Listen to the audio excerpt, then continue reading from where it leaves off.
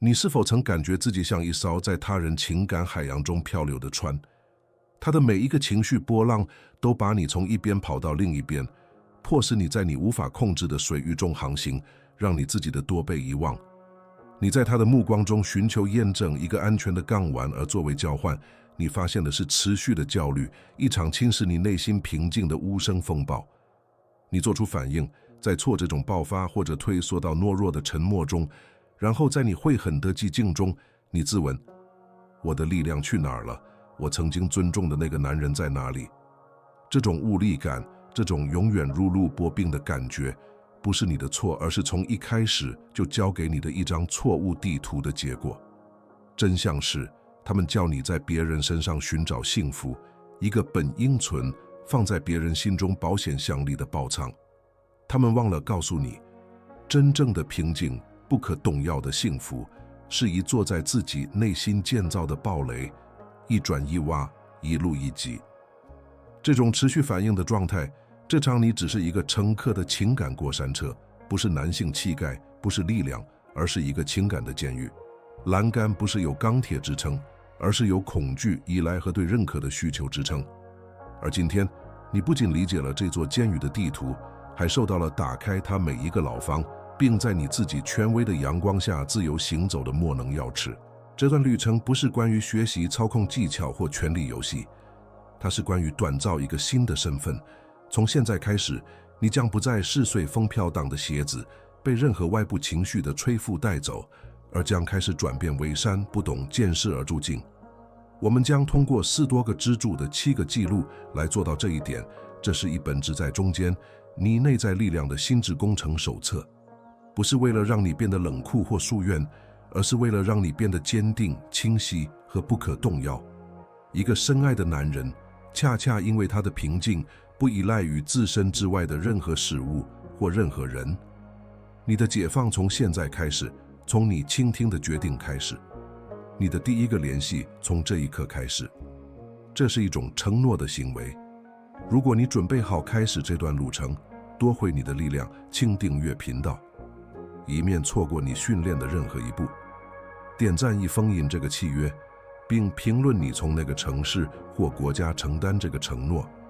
宣布你的起点，因为今天你开始了建造你自己内在帝国的工程。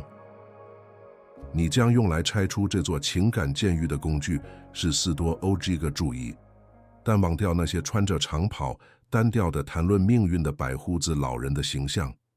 把4多个注意想象成一种心智工程学，一个你直接安装在你大脑中的高级操作系统，以在混乱中产生力量、平静和尖锐的清晰度。我们不是在谈论压抑你的情绪，变成一块没有感情的石头。恰恰相反，你会感受到一切，甚至可能比以前更深刻，但你将学会不再是这些感觉的奴隶。目标不是熄灭激情或愤怒的火焰，而是成为控制火焰强度的能手，用它的能量来建设，而不是毁灭。在这里，我们实现了最重要的改变。许多人与4多个注意联系在一起的冷酷观念是一个翻译错误。我们将把它重新定义为其真正的含义：不可动摇的坚定。这不是关于对他漠不关心，这是关于如此深深地址，根于你自己的价值观和你自己的平静中，以至于你可以更纯粹、更强烈地爱他，而不会在他身上迷失自己。你不再是他情绪状态的后果，而成为你自己稳定的原因。你们的关系以前是焦虑和不确定性的来源，现在转变为一个训练场，一个道场，其中每一个挑战都是一个加强你的美德、你的耐心和你的品格的机会。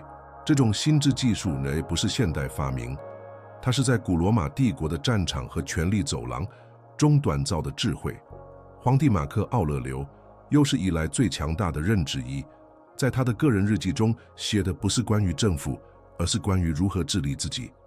他提醒我们，你对你的心智有力量，而不是对外部时间。认识到这一点，你就会找到力量。这句话是你的心咒语。你焦虑的来源不是他做什么或说什么，而是你对他做什么或说什么的判断。通过住在你的判断，你住在了你的情感现实。并重新掌控了唯一真正重要的帝国——你自己的帝国。我们从基础开始，这是你所有力量将建立起上的钢铁法则。第一个记录是心智的堡垒，其操作原则是控制的二分法。这是一个简单的区分，但一旦内化，将彻底改变一切。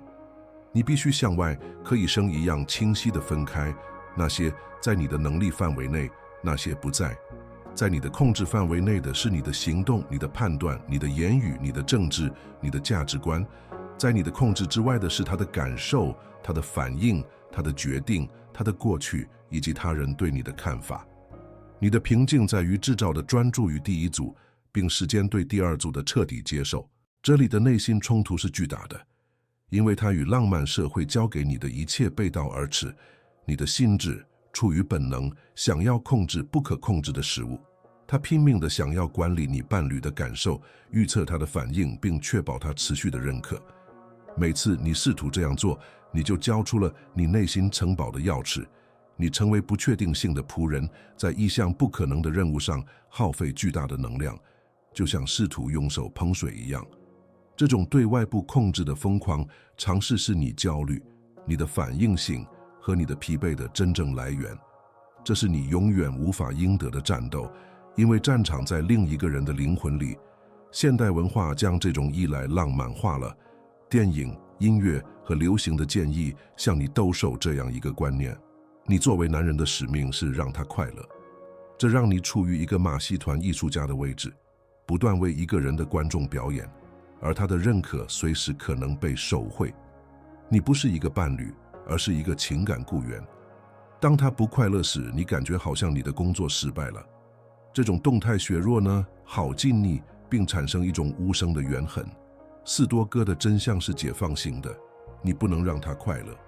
他的幸福是他自己的工作，你的责任是成为你能成为的最好的男人，具有政治和美的。想想你的心智是一座坚不可摧的堡垒，你是指挥官，城墙内是你的领地，你的部队，你的行动，你的荣誉准则，你的价值观，你的防御策略，你的理性回应。城墙外是天气、风暴、阳光、风，他的情绪和行动。一个明智的将军不会浪费他的士兵和资源去试图对抗雨水。当大雾来临时，他不会绝望。他照看他的城墙，训练他的部队，并且堡垒为任何天气做好准备。他专注于内部秩序，而不是外部混乱。他的平静来自于知道，在他的城墙内，他是主宰。当争论开始时，当他表达一种强烈的情绪时，反应性强的男人会放弃他的堡垒。他跑到外面，在风暴中，对于大喊大叫，试图用手阻止风。他被焦虑浸透，在混乱中迷失，然后被大白和削弱地回到里面。而4多个支柱则爬上最高的瞭望塔。他观察风暴的形成和过去，他看清了它的本质，一个外部事件。从这个安全和清晰的位置，他可以决定最好的行动。也许是打开大门提供庇护，也许是等待风暴过去，也许是加固一部分墙壁。决定是他的，是合乎逻辑和战略性的，而不是绝望的。你的第一个实际任务是让这成为现实。这个视频已结束，就拿一个笔记本或打开一个笔记应用，创建2列。在第1列，在我的控制下，列出你的反应、你的话语、你醒来的时间、你吃什么、你是否训练、你是否遵守你的诺言。在第2列，在我的控制之外，列出他的情绪，他是否会同意我，他对我的看法，他的过去，关系的未来。看着第2张列表，并有意识地大声宣布：我放弃控制这些的需要，我是放这股能量。这是你解放的第一个行动。你从中获得的力量是巨大的，不是属渊的冷酷力量，而是情感效率的专注力量。通过停止在无法赢得的战斗中浪费你的意志力、你的注意力和你的平静，你释放了大量的能量来投资于真正重要的事情：你自己的行动，你自己的品格，你自己的生命使命。你不再是外部环境的傀儡，而成为你内在宇宙的绝对主宰。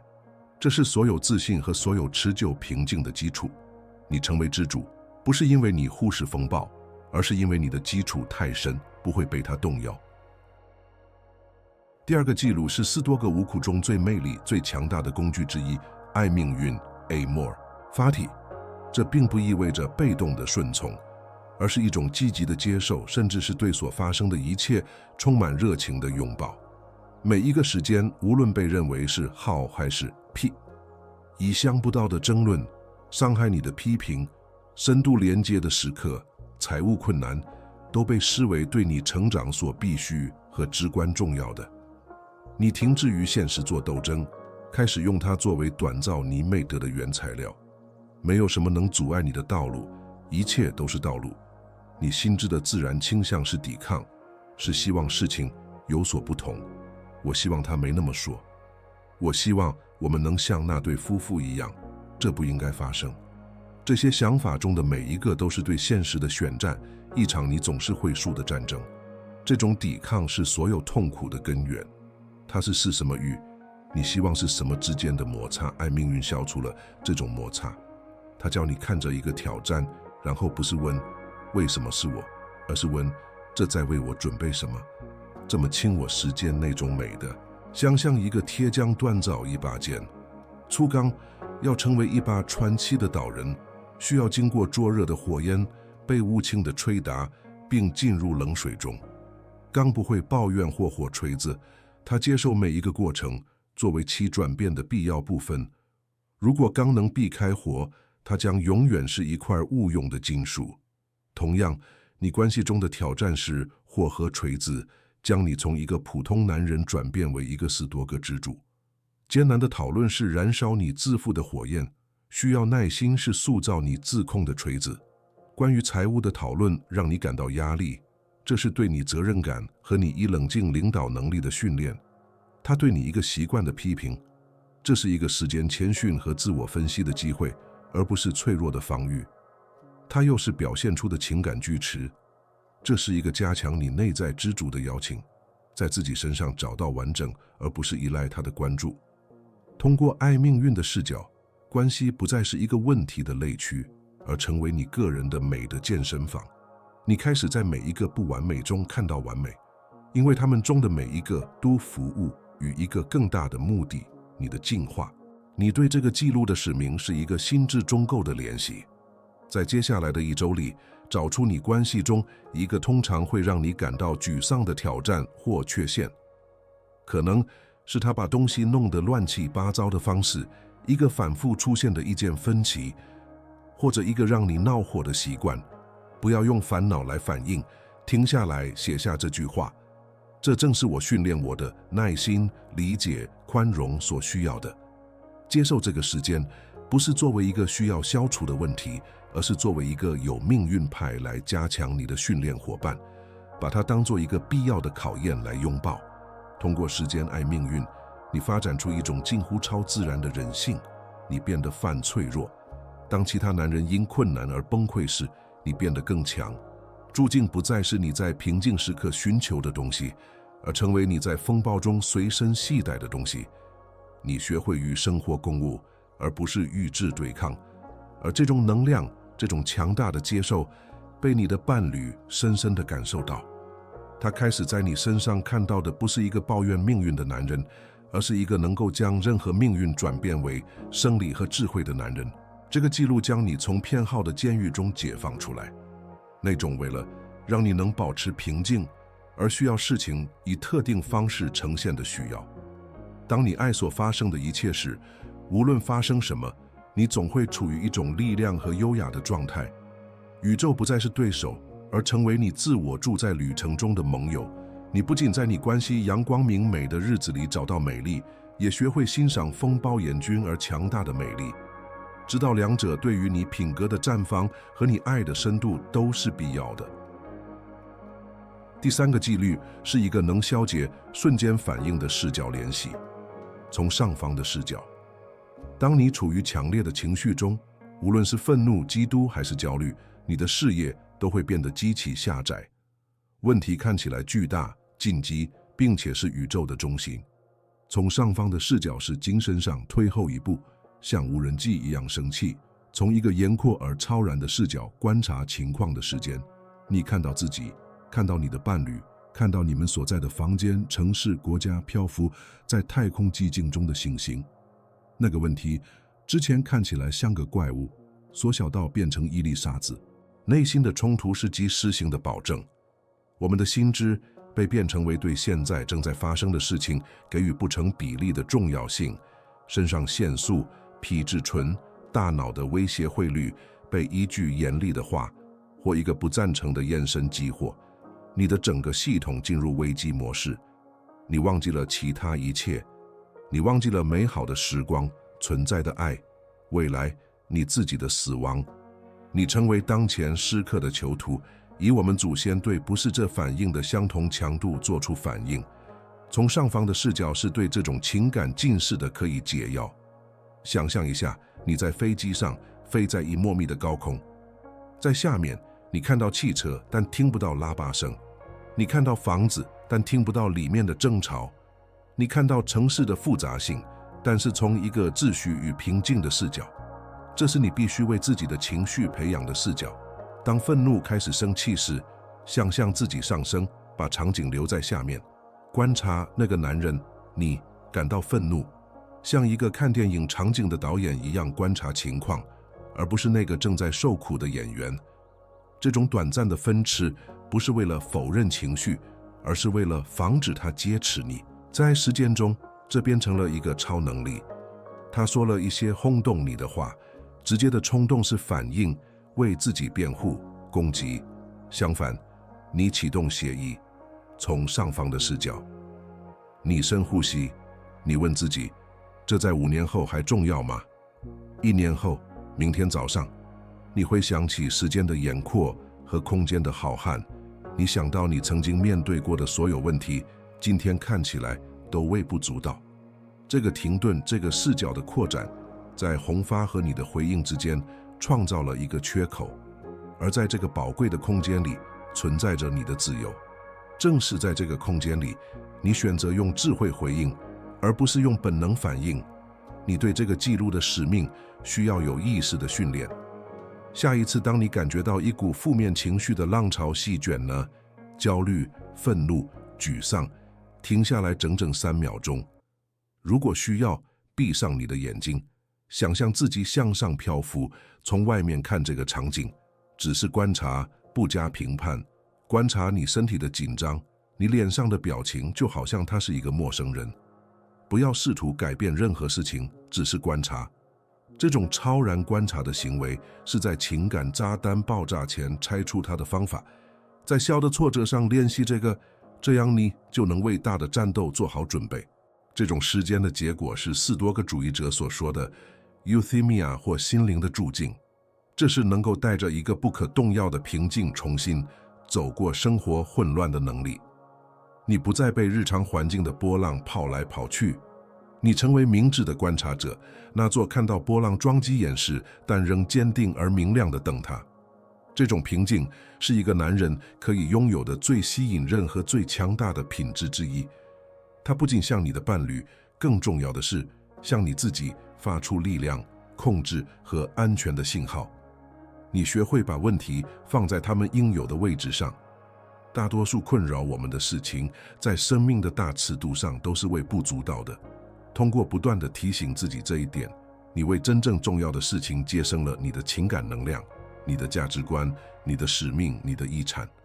你停止把小山丘变成不可逾越的山脉，你发展出一种神圣的比例感，一种智慧，让你能够以反应迟钝的男人永远无法认识到的轻松和效率，来驾驭人类的戏剧。你成为你视角的掌控者。第4个记录改变了你的互动方式，腌入钢铁。这意味着你的沟通必须用清晰、诚实和坚定来锻造。你的话语不再是冲动的反应或被动攻击性的试图得到你想要的东西，它们成为精确的工具，用来建立理解的桥梁，设定不可谈判的界限，并以一种不具攻击性但又不可忽视的分量表达你的需求。诚心的说话就是将你所说的与你所相信的以及你想成为的人对齐，这是你内在秩序的外在表现。这里的冲突是深刻和双重的，一方面有恐惧，害怕他的反应，害怕冲突，害怕在设定界限实现的屁或自私。这种恐惧导致沉默，累积的怨恨，最终以最糟糕的方式爆发。另一方面有自我，需要硬的争论，证明你是对的，用言语作为武器来伤害和支配。这两种方法都是软弱的表现，第一种是恐惧的软弱，第二种是不安全的软弱。两者都破坏了信任和亲密关系。想象你的话语是砖块，反应性的男人在激动的时刻向对方扔砖块，试图伤害，或者杂乱无章地对其他们意见利益都脆弱的沉默和锯齿之枪。然而士多个支柱是一位建筑大师，他有目的地使用每一块砖，他小心翼翼地防止每一个词，以建造坚固耐用的东西，相互尊重的基础，健康界限的墙壁，诚实沟通的桥梁。他知道力量不在于扔砖块，而在于确切地知道如何以及在哪里放置每一块砖，以创建一个保护双方的结构。应用这一级第一路需要勇气和时间，这意味着停止使用模棱两可的短语。与其说你总是这样做，这是一种攻击，你学会说当具体行动发生时，我感到具体感受。你谈论的是你自己，你的内在状态，这是不可否认的。这也意味着以冷静和坚定的方式设定界限。我爱你，但当情绪激动时，我不会参与对话。我们可以在1个小时后，当我们都更冷静时再谈。这不是最后通牒，而是一种自我保护和尊重过程的生命。你在这里的任务是确定你关系中沟通薄弱的一个领域，无论是由于贪怯的胜略，还是反应性的攻击性，也许是关于人物的划分和朋友在一起的时间，或者一个私密的话题。你的任务是提前计划，你将如何使用严入钢铁的原则来处理这个话题。写下你将使用的主要句子，专注于清晰、诚实，并从你的角度说话。我感到，我需要，不带指责。准备是将恐惧转化为坚定的关键。通过掌握这个记录，你在关系中成为清晰和安全的源泉。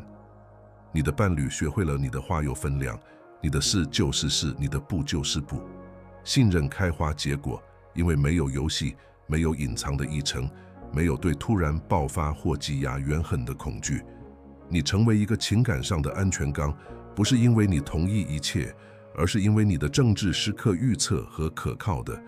你以身作则，表明真正的力量不大喊大叫，它只是一部可动摇的平静短言其真理。这种做法也极大地增强了你的自尊。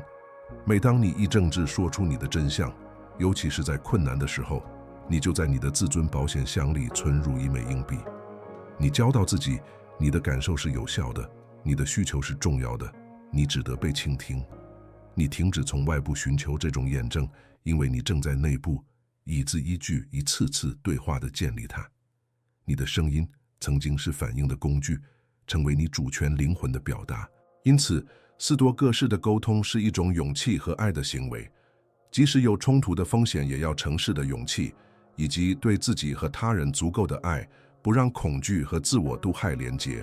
这是同时做到坚强和脆弱，坚定和慈爱的能力。这是一个没有什么可隐藏，没有什么可害怕的人的语言，因为他的内在支柱是坚实的，他的话语像钢铁一样可靠。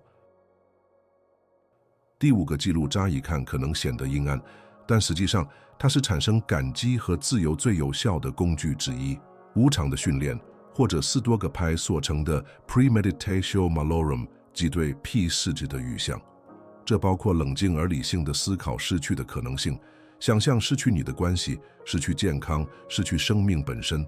目的不是沉溺于病态和痛苦之中，而恰恰相反，利用对无常的意识来彻底珍惜现在，并让你从对逝去的瘫痪型恐惧中解脱出来。内心的冲突是我们对无常的本能否定。我们执照于事物和人，仿佛它们是永恒的。我们把幸福建立在今天拥有的一切，明天也会拥有的假设之上。这种否定创造了一种持续的潜在焦虑，对失去的恐惧成为萦绕关系的诱领。你处于恐惧、嫉妒、占有、鱼而行动，不是处于爱，而是处于害怕失去你认为你拥有的东西的恐惧。这种焦虑的制造是真爱的对立面，它是一种囚禁。塞内卡建议我们把我们所爱的一切都当作是命运的借贷。想象你的伴侣、你的家、你的工作，你所真实的一切都是借给你的。你可以充分享受，尽最大努力去照顾，但是终意识到有一天可能需要归还它。这种心态不会让你变得冷漠或疏远，恰恰相反，它让你成为一个更好的爱人，一个更在场的守护者。如果你知道今天可能是你们在一起的最后一天，你会如何对待你的伴侣？你会把时间浪费在愚蠢的争论上吗？还是你会献出你最好的，你全部的在场，你最纯粹的爱？定期进行这种沉思，可以让你对冲击和绝望产生免疫。从未想过失去的人，当失去不可避免的到来时，会被它摧毁。然而，思考无常的人学会了爱事物而不被他们奴役。他可能会受苦，因为他是人，但他不会被消灭。他对当下时刻产生了深刻的欣赏，因为他明白现在是唯一真正存在的东西。他停止生活在焦虑的未来中，开始充实地生活在感恩的现在里。你对这个记录的使命是一个简单但深刻的练习。每周一次，也许在一个周日的早晨留出5分钟，找一个安静的地方，闭上眼睛，想象你的生活没有了你最真实的一件东西，可能是你的关系。不要沉溺于痛苦中，而是观察留下的空虚，然后睁开眼睛，看看你现在的生活，感受那股因仍然拥有而产生的感激之情，用这种感觉来指导你一天的行动。这种联系将对失去的焦虑转化为欣赏的动力。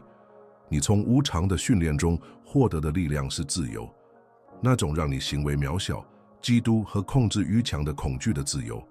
当你不害怕失去时，你可以以完全的慷慨和开放去爱。你献出你的爱，不是作为一种交换，期望得到安全的回报，而是作为一份礼物，自由地、无条件地给予。矛盾的是，这种超脱和自由的态度极具吸引力，并创造出比源于恐惧的占有与更强大、更健康的联系。你成为一个理解生命短暂本质的人，并因此以更多的勇气、更多的爱和更强的强度生活。你停止推迟幸福，并在当下时刻的质感中找到它。你亲吻你的伴侣是意识到这是一种特权，而不是一种权利。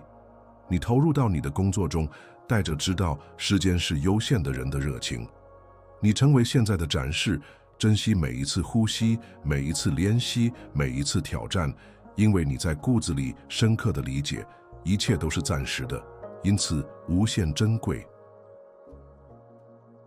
第6个记录是对人类互动视角的根本性转变，他人入境。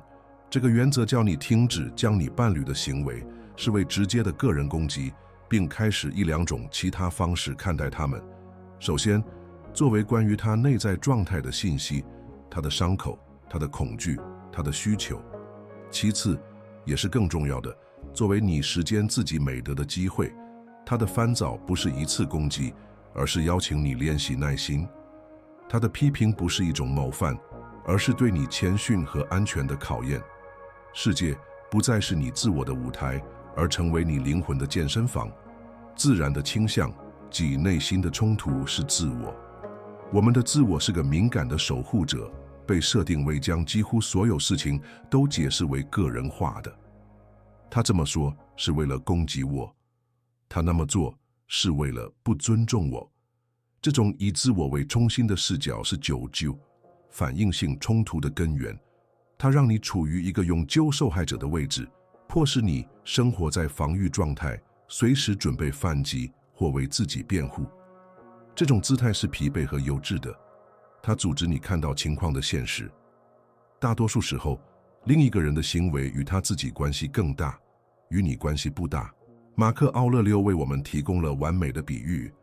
他说，人们之所以那样行事，是因为他们根据自己的信息和心境，相信那是正确和好的做法。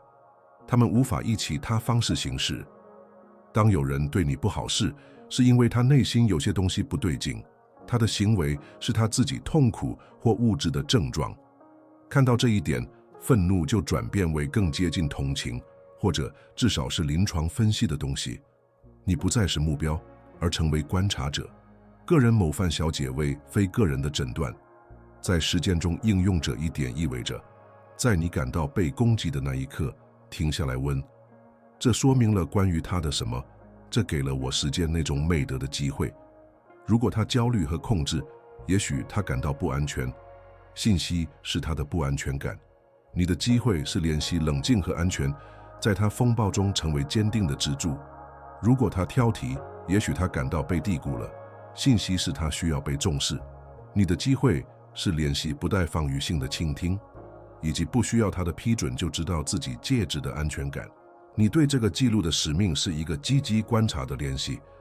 在下一次分歧或紧张时刻，你唯一的任务就是不要往心里去。如果需要，就要蛀舌头。与其构思你的辩护，不如在你的脑海中构思这两个问题：一，他现在一定是什么感觉才会这样行事？二，我能提供的最导的和最强大的回应是什么，而不是我最容易和最软弱的反应。第一次甚至不需要据此行动，仅仅是提出这些问题就已经开始重新连接你大脑的反应回路。你通过这个记录解锁的力量是情感上的无敌。如果没有任何事情是个人攻击，那么就没有什么能真正伤害你。你变得正如马克·奥勒留所渴望的那样，像一块岩石，海浪不断地拍打着它，但它仍然屹立不动。水的狂女在它周围平息下来。人们可以试图侮辱你、挑衅你、贬低你，但如果你不接受冒犯，如果你只把它看作是关于他们状态的信息，它就会返回给发送者。你对别人的情感都要免疫了。这种视角把你转变为关系中真正的领导者。你成为能够吸收紧张，并将其转化为理解的人。你停止为戏剧的火焰添油加醋，而是带来智慧和平静的水。随着时间的推移，你的伴侣会感受到这种力量。他会感觉到他可以表达他最黑暗的情绪，而你不会崩溃或犯急，因为你不再是一个反应性的镜子，而是一个理解的支柱。你帮助他感到安全，恰恰是因为你在自己内部找到了你安全的源泉。第七个，也是最后一个记录，是所有记录中最具前瞻性的。其他的交给你防御、人性和视角。这个叫你进攻，不是对你伴侣的进攻，而是对平庸、停止和依赖的进攻。这个纪律是内在支柱的建设。这意味着你必须可以而无轻地投入时间和精力来建设你自己的生活，独立于你的关系。你必须专注于你自己的项目，强健你的身体，锐化你的心智，并培养你的目标。一个有趣的、有使命感的男人自然有吸引力，但更重要的是，他靠自己就能快乐。内心的冲突是将关系变成你生命中唯一项目的倾向。许多男人在进入一段认真的关系后，会放弃他们的爱好、他们的朋友、他们的个人抱负。他们将自己的身份与夫妻的身份融合。他们的幸福完全依赖于关系的成功。这不仅给伴侣关系带来了巨大的压力，而且也让你变得不那么有趣，不那么有活力。矛盾的是，不那么有吸引力。你成为关系的附属品，而不是支撑它的两个支柱之一。一来是吸引力和自尊的毒药，把自己想象成一个建筑师，把你的生活想象成所有建筑中最宏伟的一座。你的关系是这座建筑中最美丽和最重要的一楼之一，但它不是整座建筑。你还有图书馆、你的心智、健身房、你的身体、办公室、你的使命和事业，以及社交大厅、你的朋友和社区，需要建造和维护。一个明智的建筑是不会为了待在一个房间里而放弃整个建筑，无论那个房间多么美丽。他明白建筑的力量和美丽来自于其所有部分协同工作的完整性。应用这个记录是直接且不容商量的。你需要在你的周计划中为自己安排时间，时间用来锻炼你的身体，直到精疲力尽，因为强壮的身体构建了强大的心智。时间用来阅读挑战你的书籍，学习新技能，扩展你的心智。时间用来在你的副业、你的生意、你的事业上工作，在点燃你内心火焰的事情上工作。时间用来与有戒指的其他男人培养你的友谊。这段时间不是原始他的时间，而是为你自己的时间。这是你用来成为一个更强大、更完整、更自给自足的男人的时间。你的最终使命是所有这些训练的顶峰，是定义并开始建造你的支柱。再次拿起你的笔记本，在定部写上我的内在支柱，并列出3个领域：一、身体，你未来3个月的体能目标是什么？2、心智，你这周都是要熟或开始什么课程？3、目标，你今天能为推进你的事业或个人项目采取的第一大行动是什么？不要想太多，写下第一个想到的东西，并承诺在未来24小时内对其中一项采取行动。这个记录的结果是情感上的自给自足。你爱你的伴侣，但你不需要他来获得快乐或感到完整。你的幸福来自你自己的成长之路，来自你的进步，来自你成为自己最佳版本时感到的自豪。一个有使命的男人的能量是存在的最具刺性吸引力的力量，它让你从寻求验证的需要中解脱出来，因为你正忙于构建自己的价值。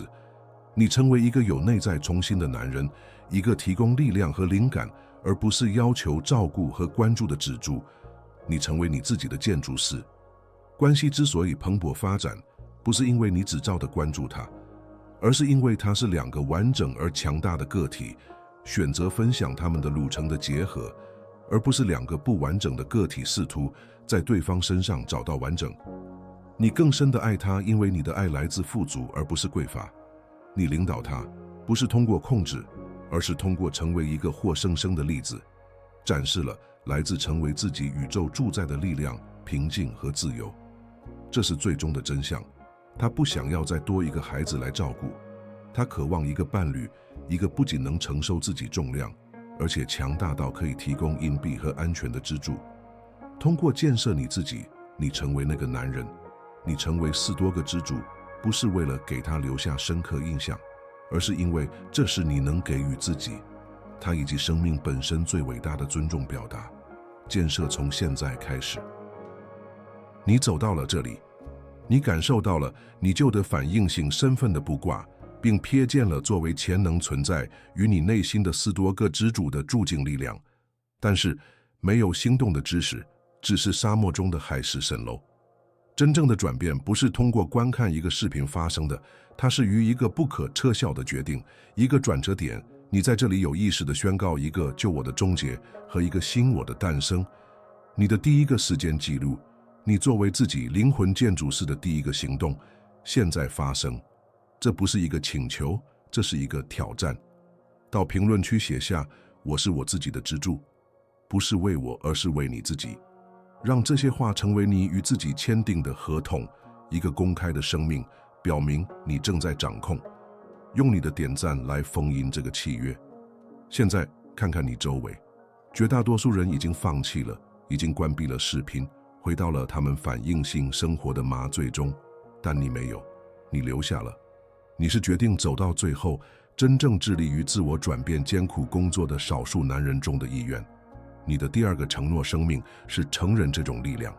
也评论我坚持到了最后。假如不接受聘用的男人社区，这不是为了向任何人证明什么，而是为了创造一种兄弟情谊和记录感，并为了确保你继续你的训练。请订阅频道，不只是为了看视频，而是为了积极参与你的旅程，将每一个内容作为你建设中的新工具。最后，你今天的最后一个记录是一种领导行为。在外面有无数的男人，就像你在这个视频开始时一样，迷失、反应性强、感觉像一艘漂流的船。他们不需要更多的批评或空洞的建议，他们需要一张地图、一束光。分享这个视频的行为不是为了帮助一个频道成长，它是为了成为那些仍在黑暗中航行的其他男人的灯塔，是向一个正在你学会摆脱的同一场风暴中溺水的兄弟伸出援手。将此消息分享给你认为需要听到的一个男人，成为你曾寻求的力量之源。